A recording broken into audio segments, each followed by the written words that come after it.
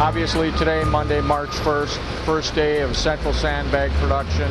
With each spring flood that comes and goes, we learn from the previous event and get a little better for next year's event. So we've got this set up in a pretty organized fashion now. We've got 3 mechanized sandbag spiders that we call them.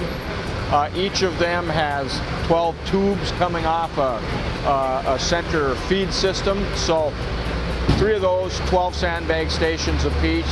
Each of those spiders can handle up to 60 volunteers, which is why we can handle up to 200 here comfortably. We also have sandbag shovel stations available here as well. We also are taking our pallets of sandbags and we're transporting those to heated warehouse spaces. So we won't have the issue with frozen sandbags like we had last year.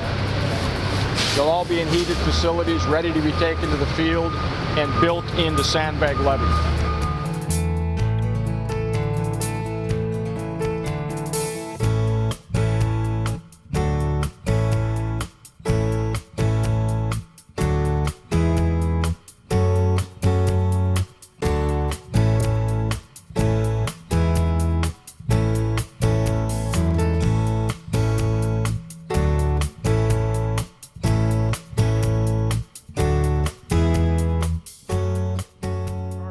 You guys are probably experts on a lot of this stuff. You guys have a lot more experience throwing sandbags than some of us do, but we're going to tell you the textbook way to do it, I guess, and hopefully it'll help build a better sandbag levee this year. Building the levee, some things to think about. Our optimum for the core has always been 3 to 1, 3 feet wide for every 1 foot you go up. And so if you got a 9 foot high sandbag levee, it's got to be 18 feet wide at the base.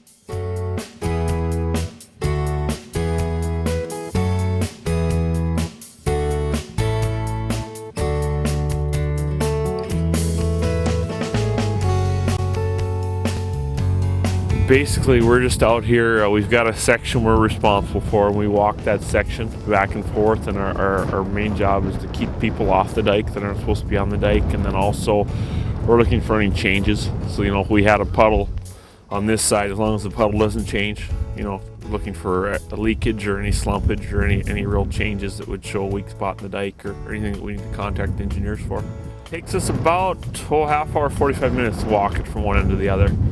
That's been about what it's been taking.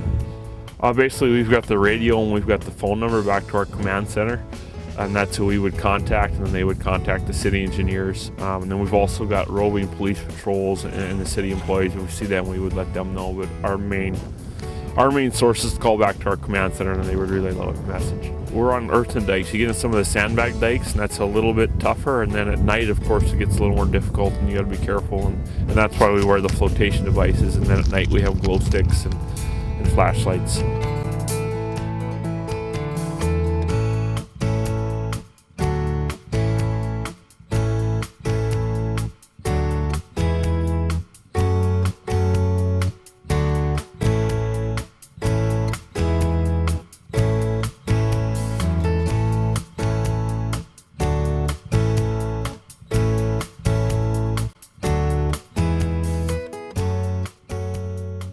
We have teams stationed throughout the city at various locations that are set up with guard members and a fire department member. The fire department member is there to provide guidance as to where things are in the city, which routes are the best way to take, what is the quickest way to get there, basically to lead them to a scene. At 2 of the fire stations, Station 1 and Station 7, we have a strike team. And the strike team consists of an engine company with 4 personnel and then 2 city trucks with roll-offs with heated sandbags. So somewhere from the headquarters station here up to 12th Avenue and down to roughly the old Dakota Hospital take us just a hair over 5 minutes. If there's anybody that's in the way of this that could be injured, that's our first priority, taking care of that life safety risk. After that, we'll be worried about breaching the hole in the dike. Can we do it with the equipment we have? Do we need further resources? Do we need more quick response forces? Do we need to get a hold of the guard with their helicopter and the large bags that they have? Basically, the formation of that team is made up of usually, you'll see behind me over here, a couple dump trucks with some sandbags in it. Some might have some heavy equipment assets, but overall what the quick response team does is once we're alerted that there might be a breach in a dike or even like a leak or some problems around some diking areas, typically that call will come in to the Fargo Fire Department representative who's with us, usually a fireman, and they'll find out where we need to go. And what we'll do is we'll go to that location, we'll unload. I would venture to say we could, load time and arrival probably 15 to 20 minutes or less. A lot of that depends on, for one, when we get that call, typically that firefighter that's going to be located with us is going to be receiving information at that time, and during that time we usually will be loading up and getting ready and equipped.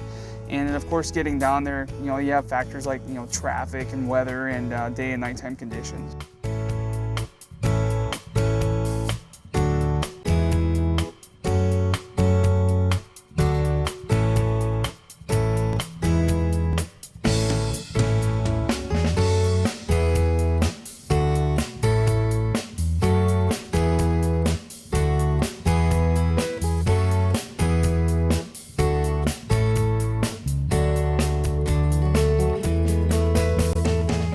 We had more time to plan.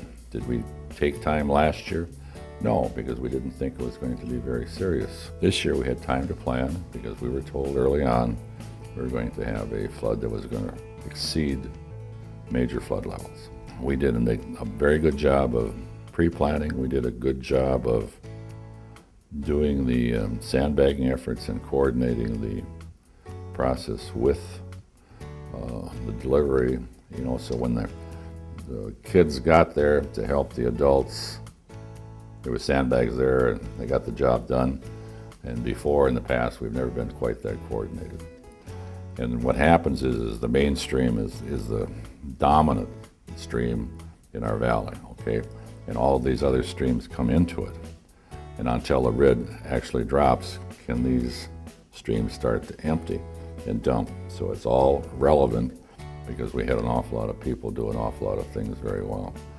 And as you pass out accolades to everybody, the contractors and their people, their truck drivers, the backhoe operators, the foremen, then you take the Corps of Engineers and then the National Guard and Salvation Army and the Red Cross. But one group of people we can't forget, and that's our own staff. They step forward. They're as happy as anybody out there that it's over. So we're asking the Corps of Engineers to study the North Dakota diversion at 35,000 cubic feet per second. And we would love to see them move up what they call the NAD Plan, which is the National Economic Development Plan, to bring that up from 20,000 cubic feet per second up to, say 30,000. So what that does is then they fund 65% of the cost of the NAD Plan, which would solve a lot of the funding problems that we have. Right now, we got about a $650 to $750 million nut to crack. And we need some collaboration, some participation, both from the state of Minnesota, from the state of North Dakota, and from the counties of Cass, and so forth. So that's where we're at right now. We hope to have, by the end of the year, the preferred plan and a budget, and move forward and put it in the president's budget and get appropriations after that, so they can design it in 2011 and begin the work in 2012. Now that's optimistic. That's the optimistic plan. Does this fall apart? Does it slow down? There's always a possibility of that. So we had a lot of contractors. We probably had 100 trucks hauling 24 hours a day. And they make great time in the night. Once again, I'm extremely pleased that this is such a great community to live in.